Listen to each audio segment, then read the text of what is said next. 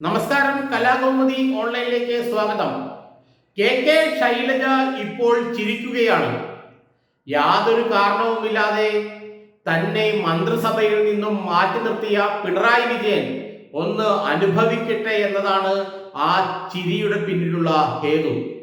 വീണ ജോർജിനെ പോലെ പുതുമുഖമായ താരതമ്യേന ദുർബലയായ ഒരു നേതാവിനെ അല്ലെങ്കിൽ ഒരു MLA-യെ ആരോഗ്യ വകുപ്പ് പോലെ സുപ്രധാനമായ ഒരു വകുപ്പ് ഏൽപ്പിക്കുന്നതിൽ 2021 തന്നെ പാർട്ടിക്കുള്ളിൽ മുറുമുറുപ്പുണ്ടായിരുന്നു.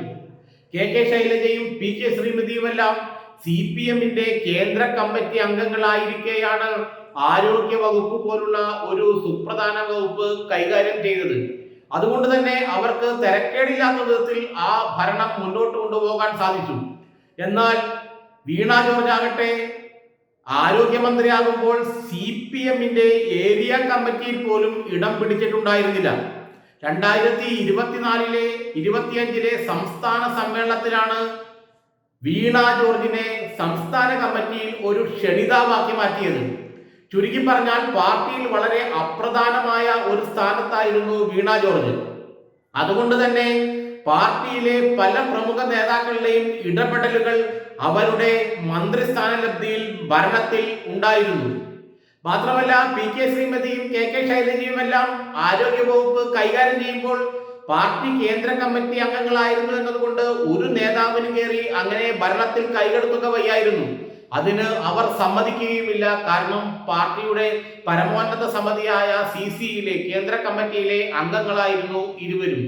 എന്നാൽ താരതമ്യേന ദുർബലയായ അല്ലെങ്കിൽ പാർട്ടിയിലേക്ക് വന്നിട്ട് അധികം നാളാകാതിരുന്ന വീണ ജോർജിനെ പോലത്തെ ഒരു വ്യക്തി MLA ആരോഗ്യ വകുപ്പ് പോലുള്ള സുപ്രധാന വകുപ്പ് കൈകാര്യം ചെയ്യുമ്പോൾ പാർട്ടി നേതാക്കൾക്കെല്ലാം അതിൽ കൈയിട്ട് വാരാനുള്ള അവസരം ലഭിക്കും. ഇവർക്കൊന്നും അവരോട് മറുത്തു പറയാൻ കഴിയുകയുമില്ല. കാരണം ഇവർ പാർട്ടിയിൽ താരതമ്യേന ജൂനിയറാണ്. പാർട്ടിയിൽ പ്രത്യേകിച്ച് സ്ഥാനങ്ങളൊന്നും ഇവർക്ക് ഇല്ലാതാനും.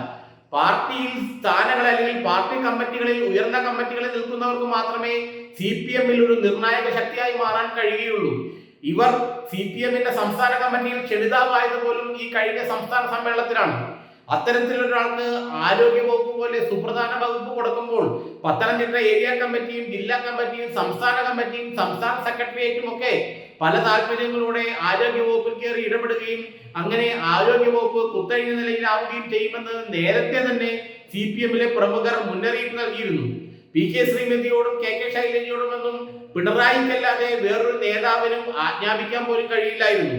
PK Shrimati VS അച്യുതാനന്ദന്റെ മന്ത്രിസഭയിലാണ് മന്ത്രിയായിരുന്നത്. അവരാണ് കേരളത്തിൽ ആദ്യമായി ആരോഗ്യ സർവകലാശാല പോലുള്ള പുതിയ സംരംഭങ്ങൾ തുടങ്ങിയതും. KK ശൈലജ പിണറായി വിജയന്റെ മന്ത്രിസഭയിലായിരുന്നു. ഇവർ രണ്ടുപേരും വളരെ കാലങ്ങളോളം CPM-ൽ താഴെ തട്ടിൽ തന്നെ പ്രവർത്തിച്ചു ഉയർന്ന് കേന്ദ്ര കമ്മിറ്റിയിലെത്തിയ വനിതാ നേതാക്കളായിരുന്നു. അതുകൊണ്ട് തന്നെ ഒരു നേതാവും പിണറായി വിജയനോ VS അച്യുതാനന്ദനോ അല്ലെങ്കിൽ CPM സംസ്ഥാന സെക്രട്ടറിയോ അല്ലാതെ മറ്റൊരു നേതാവിനും ഇവരുടെ വകുപ്പിൽ കയറി ഇടപെട്ട് ഒരു അഭിപ്രായം പറയുക പോലും സാധ്യമല്ലായിരുന്നു. എന്നാൽ വീണ ജോർജ് വന്നപ്പോൾ കാര്യങ്ങളെല്ലാം തകിടം പറഞ്ഞു. സാധാരണ ഏരിയ കമ്മിറ്റി സെക്രട്ടറി പോലും ആരോഗ്യ വകുപ്പിന്റെ ഭരണത്തിൽ കയറി ഇടപെടുന്ന അവസ്ഥയുണ്ടായി. മാത്രമല്ല വീണ ജോർജിന്റെ പ്രാപ്തി കുറവും അവരുടെ രാഷ്ട്രീയ അനുഭവ സമ്പത്തിലുള്ള കുറവും പരിചയക്കുറവും ഇതെല്ലാം ആരോഗ്യ വകുപ്പിന്റെ ഭരണത്തെ അവതാളത്തിലാക്കിയെന്നാണ് ഇപ്പോൾ CPM കണ്ടെത്തിയിരിക്കുന്നത്. അതുകൊണ്ട് തന്നെ KK ശൈലജ തന്നെയായിരുന്നു മിടുക്കിയെന്നും അവർക്ക് തന്നെ രണ്ടാമത്തെ തവണയും മന്ത്രിസ്ഥാനം പ്രത്യേകിച്ച് ആരോഗ്യ വകുപ്പ് കൊടുത്തിരുന്നെങ്കിൽ ഈ പ്രശ്നങ്ങളൊന്നും ഉണ്ടാകില്ലായിരുന്നുവെന്നുമാണ് ഇപ്പോൾ പറയുന്നത്. നിപയുടെ കാലത്തും കോവിഡിന്റെ കാലത്തുമെല്ലാം ആരോഗ്യ വകുപ്പിനെ ശക്തിയായി മുന്നോട്ട് പോകാൻ KK ശൈലജയുടെ രാഷ്ട്രീയ പരിചയവും ഭരണപരിചയവും നന്നായി സഹായിച്ചു എന്നാണ് ഇപ്പോൾ CPM വിലയിരുത്തുന്നത്. എന്നാൽ വീണ ജോർജിനെ പോലെയാളെ കൊണ്ടപ്പോൾ അവർക്ക് രാഷ്ട്രീയ പരിചയവുമില്ല, ഭരണപരിചയവുമില്ല. CPM നേതാക്കളെ പോലും അവർക്ക് ശരിയായിട്ട് അറിയില്ല എന്നുള്ളൊരു അവസ്ഥയിലായിരുന്നു ഉണ്ടായിരുന്നത്.